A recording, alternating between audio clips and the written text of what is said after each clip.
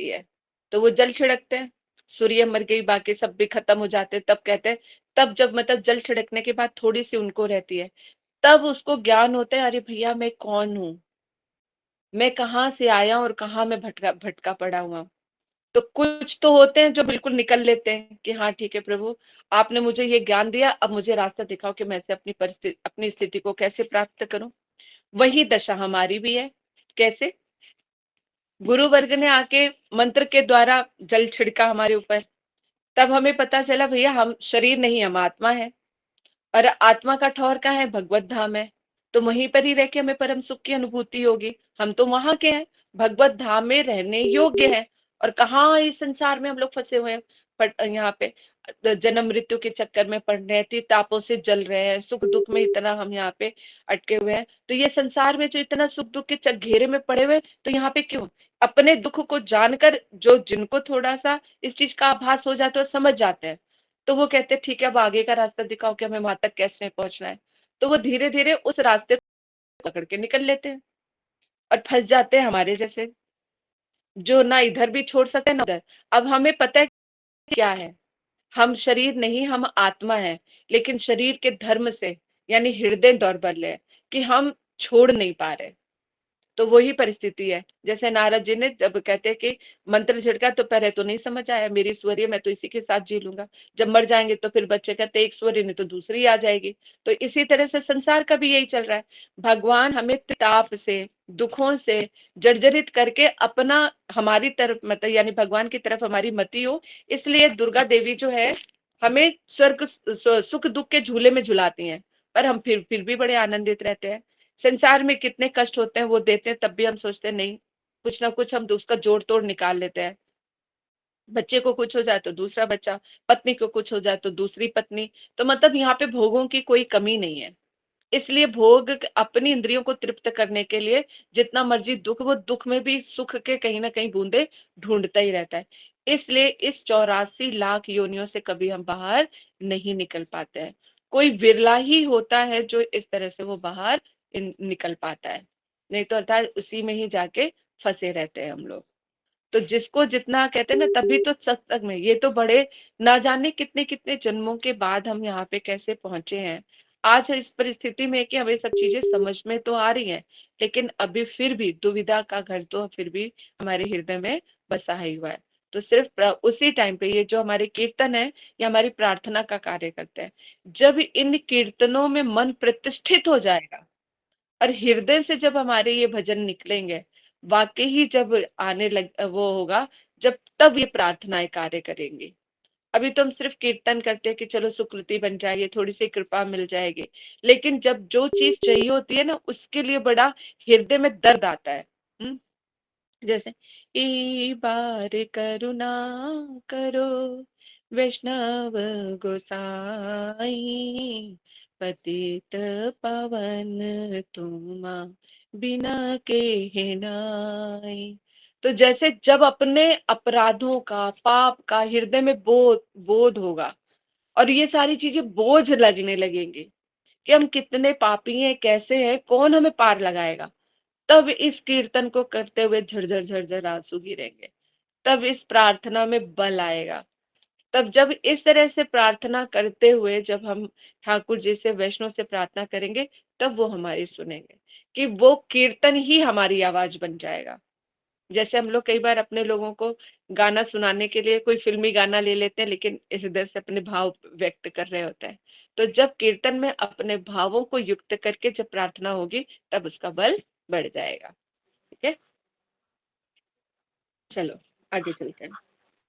कहते गड्ढे में गिरा व्यक्ति जिस प्रकार स्वयं उसे नहीं निकाल सकता, विषय जीव भी वैसे ही श्री कृष्ण की ओर उन्मुख होने की चेष्टा करने पर भी अपने बल पर विषय मल के गड्ढे रूपी जड़ भोगों को छोड़कर निकलने में समर्थ नहीं होता है। कहते यदि एक गड्ढा में कोई इंसान गिर गया है, तो वो अपने आप तो बाहर नहीं आएगा, कोई दूसरा ही होगा जो बाहर निकाल सकता है ना। इसी तरह से संसार के विषयों में आसक्त जीव अगर खुद सोचे कि मैं स्वयं कृष्ण की ओर बढ़ जाऊंगा और इस विषय रूपी गड्ढे से बाहर आ जाऊंगा, तो नहीं आ सकता है। उसके लिए कोई मजबूत बल चाहिए होगा, मजबूत रस्सी चाहिए होगी, जो उसमें आसक्त ना हो।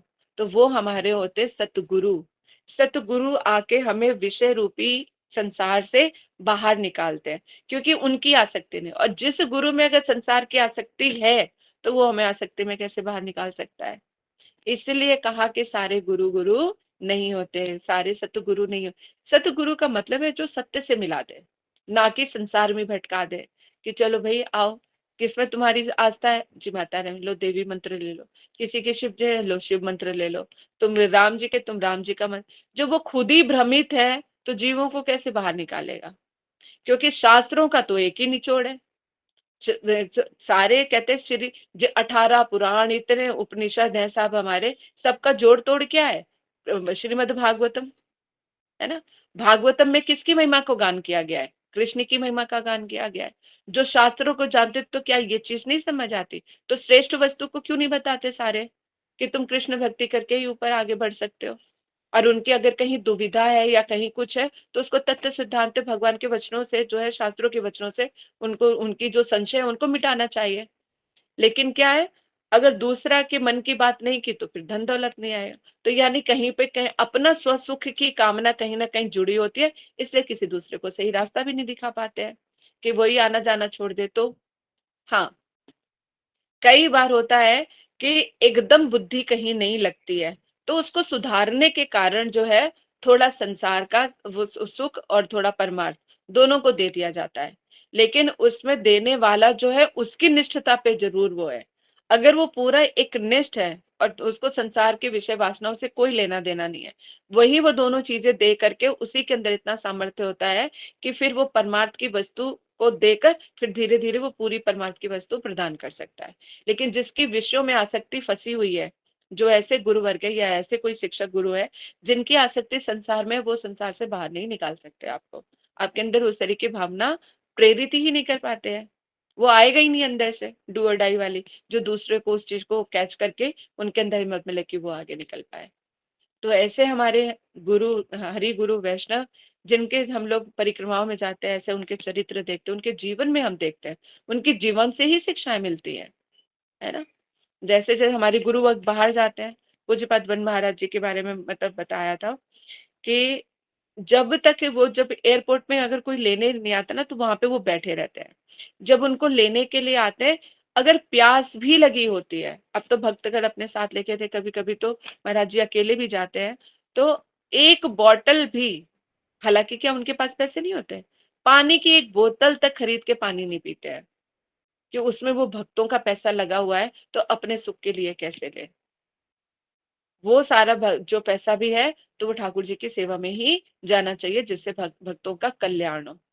जो एक पानी की बोतल को मतलब खरीदने में भी जिसका विचार ऐसा है, तो सोचो फिर उनकी क्या ही स्थिति है। घर पे जाके पानी पिएंगे, किसी ने जो दिया, और फिर उसी में ग्रहण किया। ऐसे ऐसे वैष्णव का संग किया है, ऐसे ऐसे वैष्णव से सीखा है।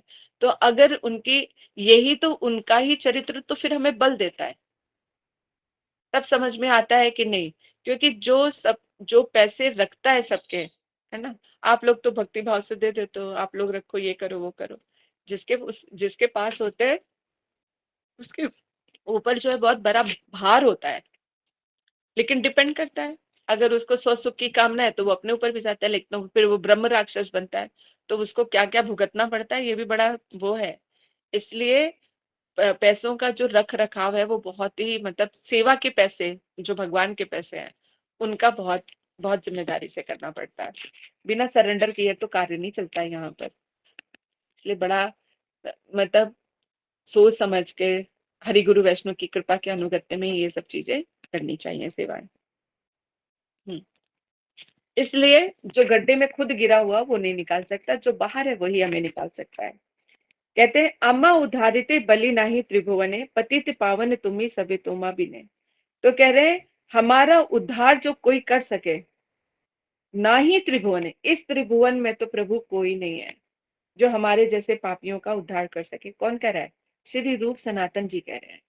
देखो कितना, कितने कितने दीनहीन है, कि पूरे त्रिलोक में कोई भी नहीं है जो हमारे जैसे का कोई उद्धार कर सके। पतित पावन तुम्हें, लेकिन आप तो पतितों को भी पावन करने वाले हैं, तभी तुम अभिनय।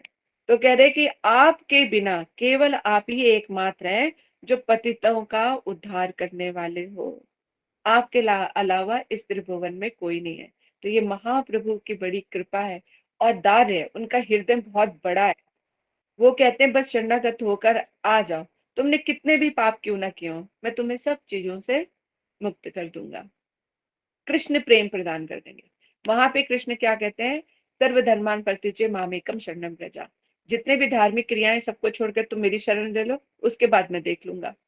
लेकिन वहां पे अभी प्रेम प्रीति की बात नहीं हो रही, सेवा करोगे तो प्रेम प्रीति है। लेकिन यहाँ पे महाप्रभु के चरित्र, महाप्रभु क्या कह रहे हैं, यहाँ पे पात्र और पात्रता दोनों प्रदान कर रहे हैं कि तुम सिर्फ सरेंडर हो जाओ, बाकी जो है कृष्ण प्रेम प्रदान करना मेरा कार्य है। तुम्हें सारे तुम्हारे सारे कष्टों से तुम्हें दूर करके अपना प्रेम मैं तुम्हें प्रदान कर दूँ, कृष्ण भक्ति प्रदान कर रहे हैं यहाँ पर, है ना। तो कह रहे हैं कि मैं, हमारा कोई उद्धार कर सके कोई नहीं है, तो केवल एकमात्र आप ही है जो हमें पतितों का उद्धार करने वाले हो। अम्मा उधारिया यदि राख निज बल, पतित पावन नाम तबे से सफल। बड़ा सुंदर भाव है। कह रहे हैं अम्मा उद्धारिया, कहते कि आप जो है हमारा उद्धार करो। अब अगर आपके कहते ना आपका बल है, क्योंकि कह रहे आपके बिना तो हमारा कोई आश्रय नहीं है, आप ही उद्धार कर सकते हो। और कह रहे हमारा उद्धार करके अपना जो दिव्य बल है उसको दिखाओ। मेरे जैसे पापी को जब आप तारेंगे तभी तो त्रिभुवन में प्रसिद्ध होगा, पता चलेगा कि आप जैसा दया करने वाला कोई और है ही नहीं, क्योंकि दुनिया का सबसे बड़ा पापी मैं, और आप तो करुणा के सागर है, पतितों का उद्धार करने वाले हैं।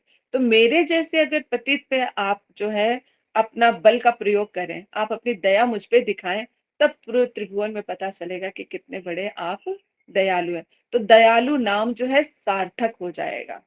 जैसे भक्त कई कई कई बार बोलते हैं कि देखो कृष्ण तुम्हारे अंदर, जैसे मानो कृष्ण को ही चैलेंज कर रहे हो, भक्त लोग क्या कहते हैं कि देखो कृष्ण, माना कि तुम बहुत बड़े बलशाली हो, माना कि तुम कहते कि मधुर मुरली को सुनाकर सबके चित्त को चुरा ले जाते हो, तुम्हारे आगे किसी के नहीं चलते, पूरा ब्रज तुम्हारा दीवाना है ना।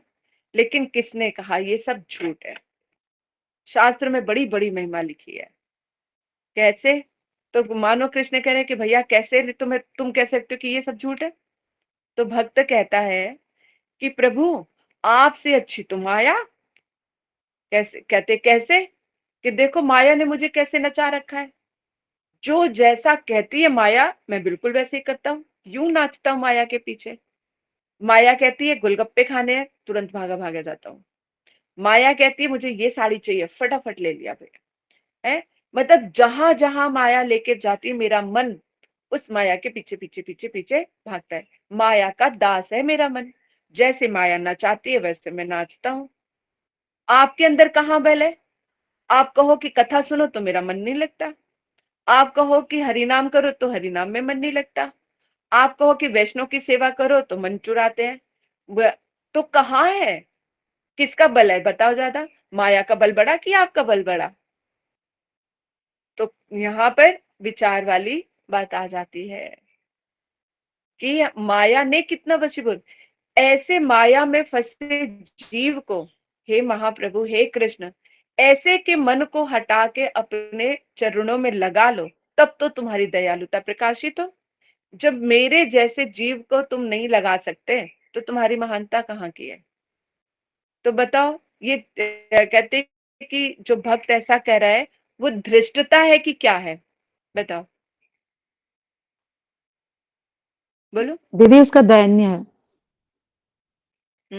और क्या, और कोई कुछ बोलेगा? देखो, दीदी वही तृणादपि सुनी चेन वाला आ गया ना, कि वो नहीं, ऐसे। सुनी चैन तो वो तब होगा जब वो भक्ति में हो। अभी अच्छा, तो तुम यहाँ रूप गोस्वामी का ही तो बता रही है ना आपकी, रूप ना, गोस्वामी ने।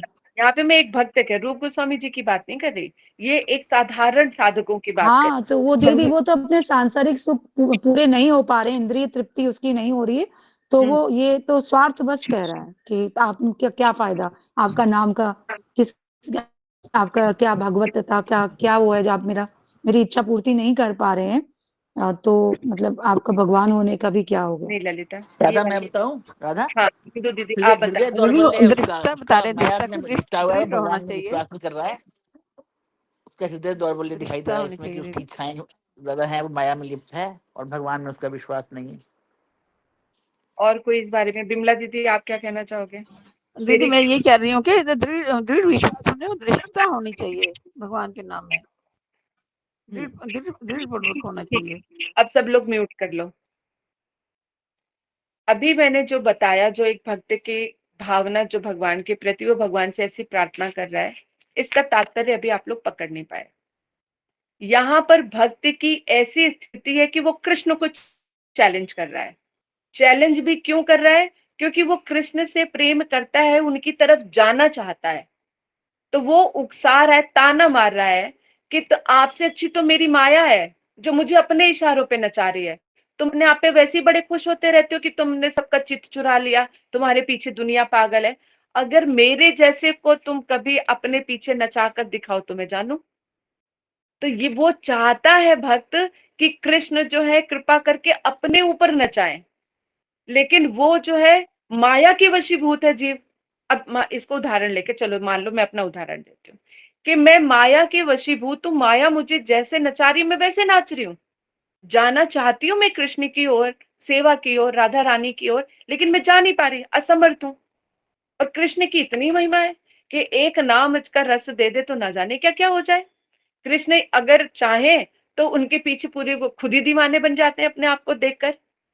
तो क्या प्रभु मेरे हृदय को आकर्षित नहीं कर सकते आप?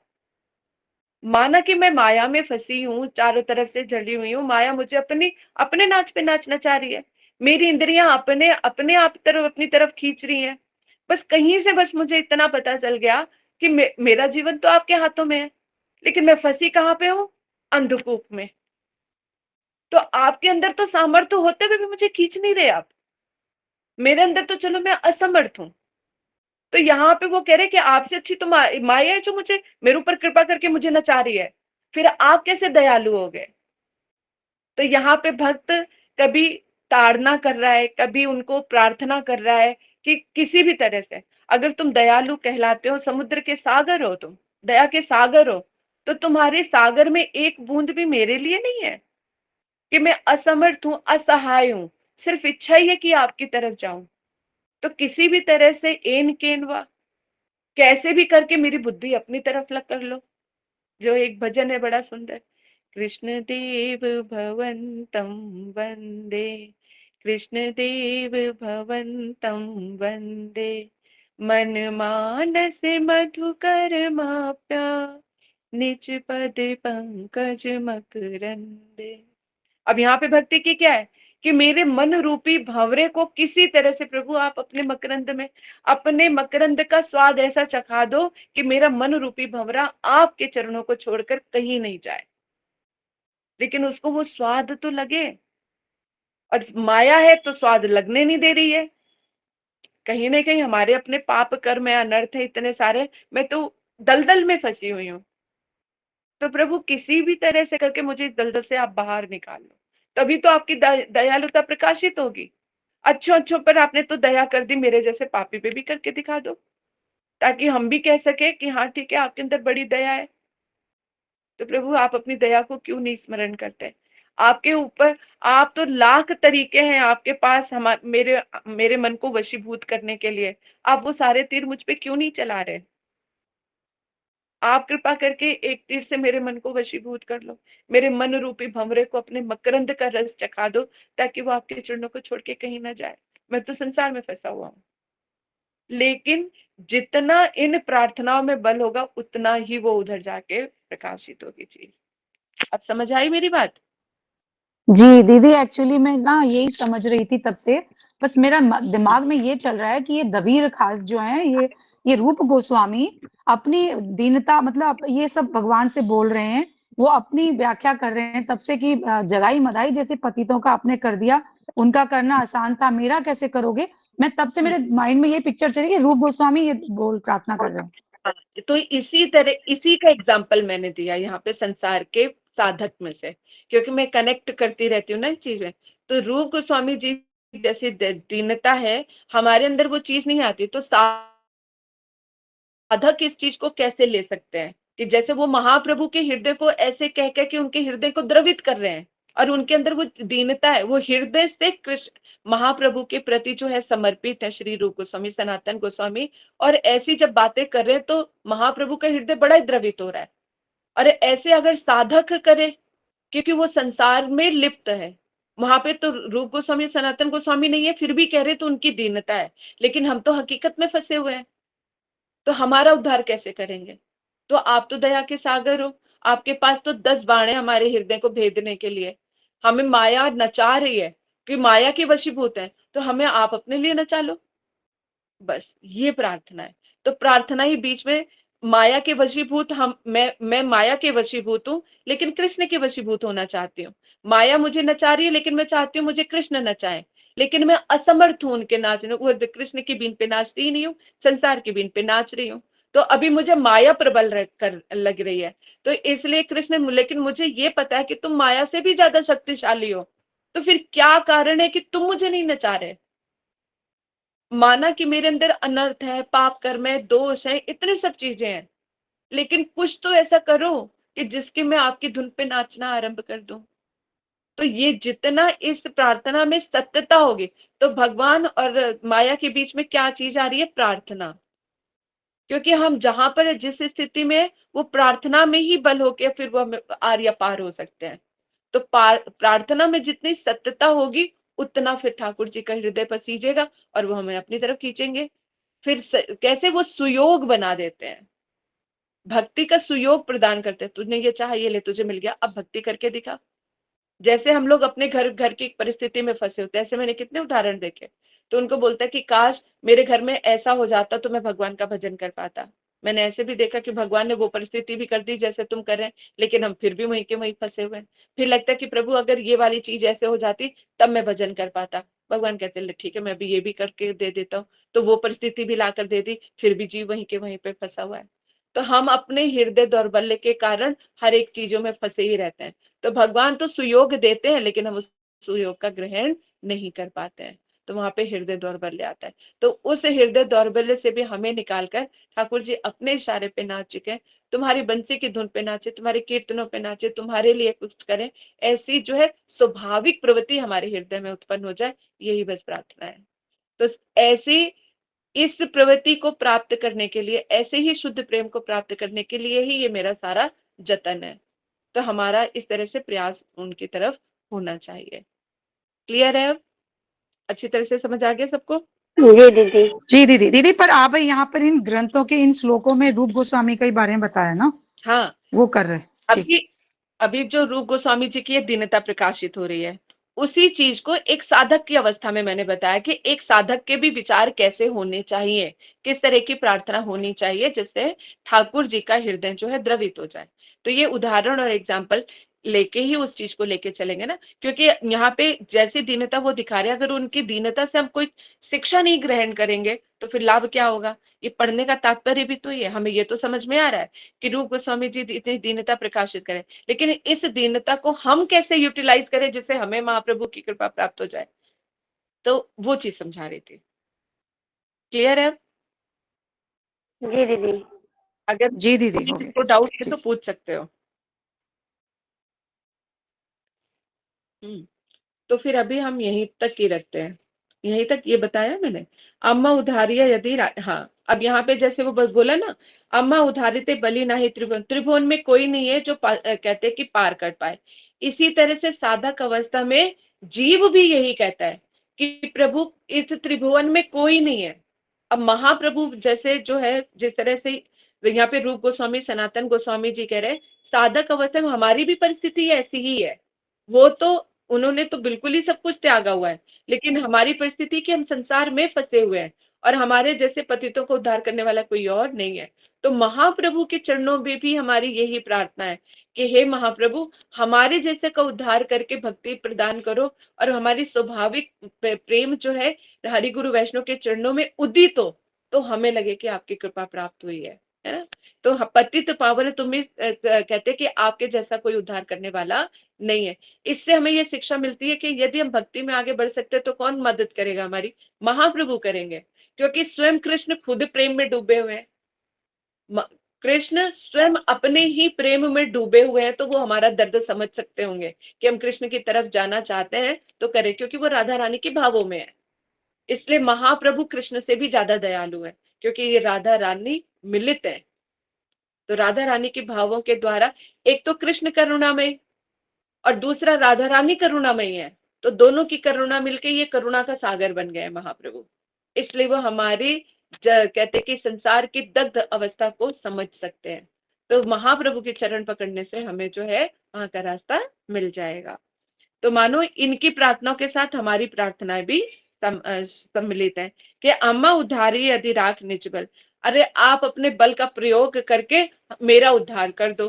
पतित पावन नामे तबे सफल, तभी आपका जो पतितों का भी आप उद्धार करते हो ये नाम आपका सफल हो जाएगा। अगर मेरे जैसे पे नहीं किया, ये रूप को स्वामी जी कह रहे, लेकिन साधक भी यहाँ पे कह रहा है, साधक भी यही कह रहे हैं कि अगर मेरे जैसे को अगर आपने उद्धार नहीं किया तो महाप्रभु आपकी उदारता का क्या काम? आप सबके लिए इतना उदार है, सबके लिए दयालु है। अगर आपने मुझ पे दया नहीं की तो फिर आपकी दयालुता किस काम की? मेरे लिए वो गुण किस काम आएगा? जैसे एक राजा सबको भिक्षा दे रहा है, मुझे भी बहुमूल्य चीजें दे दे तब तो भला, नहीं तो वो सबको अगर सब कुछ बांट रहा है और मुझे नहीं दे रहे हैं तो फिर मुझे क्या ही फायदा है उस चीज का? तो आपकी कृपा का फल तो मुझे भी मिलना चाहिए। इसलिए आप इतने दयालु हैं, कृपालु हैं, आप सब जीवों के ऊपर कृपा करते हैं। तो महाप्रभु मुझ जैसे जीव पर भी कृपा कर दीजिए। आपकी कृपा और दया रूपी फल अगर मुझे प्राप्त ना हो तो फिर मुझे फिर फायदा ही क्या मुझे आपकी दयालुता का? तो करुणा के सागर तो बिना सोचे समझे ही दया करते हैं ना। महाप्रभु तो बिना किसी के ये नहीं देखते अपना है पराया है, पापी है पुण्यात्मा है, कौन है कैसा नहीं, जो सामने आया उसको प्रेम प्रदान कर दिया। तो प्रभु महाप्रभु मैं आपकी दया से क्यों वंचित रहूं? आप मुझ पर भी कृपा कीजिए। तो ऐसे ही महाप्रभु के चरणों में प्रार्थना करते हुए आज की कथा को यहीं पे विराम देते हैं, फिर हम लोग पढ़ेंगे। वैसे मैं ये सोच रही थी कि कल क्या है, फ्राइडे है ना, ये मैं चाह रही थी कि पहला चैप्टर जो ना कंप्लीट हो जाए। अरे बाप रे, आज मैंने सोचा था आधा मैं खत्म कर दूंगी, लेकिन ये इतना डीप है ना मीनिंग, तो कि अगर हम इनको स्पर्श नहीं करेंगे हृदय में, अगर वो इस तरह का नहीं आएगा तो फिर क्या ही चलेगा। कोई बात नहीं, आज 12 बजे तक कर लेते हैं, ठीक है, 10 मिनट और कर लेते हैं। तो करते हैं जल्दी, चलिए ठीक है। ये है कि सत्य एक बात कहूँ सुन दया में, मोह बिनु दयार पात्र जगते न है। तो कह रहे कि एक हे दया निधान, हे महाप्रभु मेरी एक बात सुनो है, मैं सत्य सत्य कहता हूँ, उसे कृपा कहते उसे कृपा करके आप सुन लीजिए।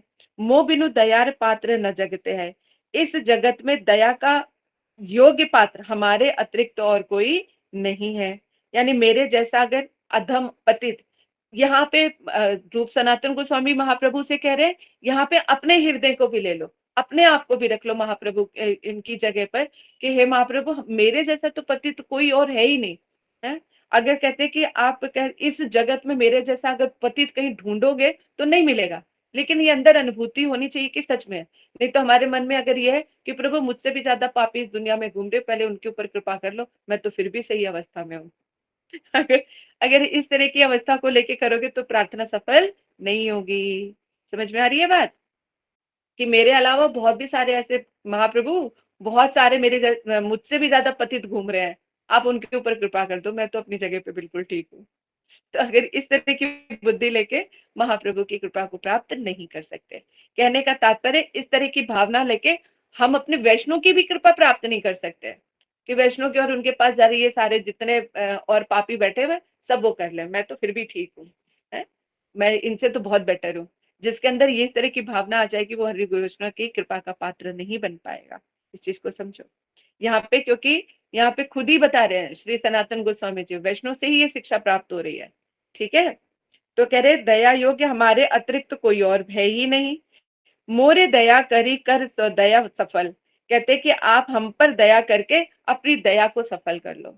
आपकी दया तभी संपूर्ण होगी, उसका कहते कि तभी उसको सफलता प्राप्त होगी जब आप मुझ पर दया करेंगे। अखिल ब्रह्मांड देखो तुम्हार दया बल, और पूरे संसार को पता चले कि आप कितने बड़े करुणामय हैं, कि पापी से पापी करके जो काम कोई ना कर सके, उसको कोई काम कर दे तो पूरी दुनिया देखती है।